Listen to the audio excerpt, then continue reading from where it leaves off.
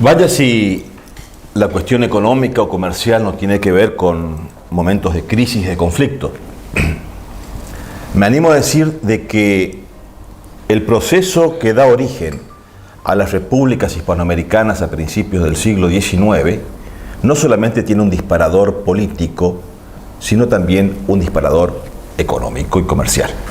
No se puede concebir la existencia de los países hispanoamericanos si no se visualiza o no se analiza las razones de la crisis económica de aquel antiguo monopolio que estábamos hablando en el bloque anterior. Bien decíamos que para España y para las Indias era importante ese intercambio monopólico que trajo consecuencias positivas y negativas de acuerdo al momento histórico. Pero el agotamiento de la utilización de esa vía monopólica se manifestó claramente a principios del siglo XIX, cuando España dejó de ser ya la España gloriosa del imperio y del siglo de oro y pasó a ser simplemente una monarquía más del resto de la Europa occidental. Y esta crisis se va a manifestar con más fuerza cuando la crisis militar y política europea va a afectar e interrumpir y disminuir la intensidad del monopolio español. ¿Y cuándo se va a dar eso? Cuando emerge Napoleón Bonaparte. Napoleón Bonaparte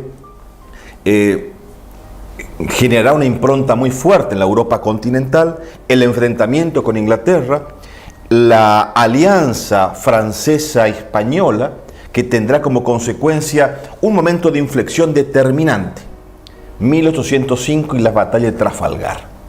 La batalla de Trafalgar es el triunfo de Inglaterra sobre Francia y España unida.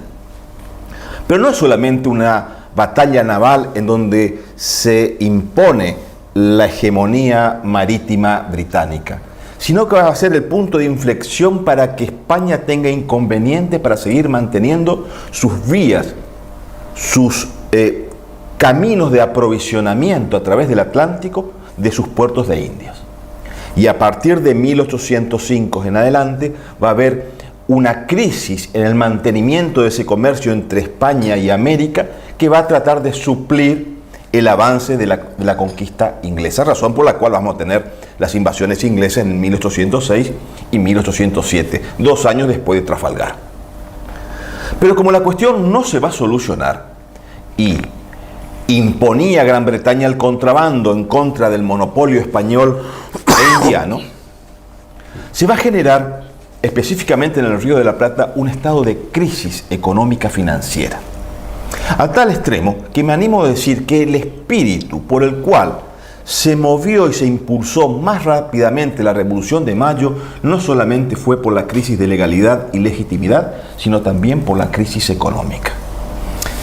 En 2 palabras, ¿cómo era la economía en el Río de la Plata y específicamente en Buenos Aires, que tenía el epicentro del dominio, de la aduana, del consulado, en 1808, 1809, 1810, en el momento de la Revolución? Había 2 grandes sectores: los comerciantes y los hacendados. Los comerciantes eran aquellos que estaban fuertemente vinculados con las casas de comercio de Sevilla y de Cádiz. Las mismas casas en Buenos Aires que las mismas casas en Sevilla y Buenos Aires, que intercambiaban entre ellas los productos. Pero había otra actividad productiva, comercial, que estaba fuertemente vinculado a la producción del cuero, que era lo que generaban los hacendados. No existía casi la producción de la carne. La producción de la carne, como bien decía el doctor Galeana, estaba limitado al saladero o a salar la carne. Era más doméstico. Era doméstico, era de baja calidad, de baja producción. Pero lo que sí tenía una altísima producción y calidad era la producción del cuero. Y más aún el cuero del Río de la Plata, que era, era buscado por todos lados, por todos los rincones del mundo. ¿Por qué? Porque el cuero del animal, del ganado del Río de la Plata era único e indescriptible. Era resistente, era flácido, era maniobrable. Razón por la cual la conocida después revolución del cuero, la producción local del Río de la Plata va a ser determinante. Los hacendados que producían cuero No producían carne, producían cuero. Producían cuero. Las vaquerías, las famosas vaquerías de la Pampa, era para matar el animal, sacarle la lengua, comer la lengua, que era la parte más tierna, y sacar el cuero. Estos cueros que estaban apilados y en las barracas, en 1809, 1810, por esta cuestión de que los barcos españoles, por la crisis europea, no podían venir a comercializar o no venían con la frecuencia que venían años anteriores, porque el monopolio funcionaba de esta manera. Traían mercaderías, las vendían y ponían en sus bodegas mercaderías locales para llevarla a Europa, específicamente a España. Generalmente lo que se llevaba del Río de la Plata era cuero. Pero ¿qué pasaba? Los barcos españoles no venían, porque Trafalgar y las maniobras inglesas habían interrumpido las normales vías de intercambio con España. Entonces los hacendados tenían sus cueros, pero no lo podían vender porque la legislación, la normativa española decía solamente vender a España. Y como no venían los barcos españoles, los cueros se apolillaban, se destruían en las barracas. Razón por la cual estos hacendados comenzaron a exigir la necesidad para que se genere alguna apertura en el comercio del puerto de Buenos Aires. Los comerciantes más conservadores, que querían seguir manteniendo el monopolio, que no se habilite en otros puertos, insistían con este sistema rígido del monopolio que ya estaba agonizando.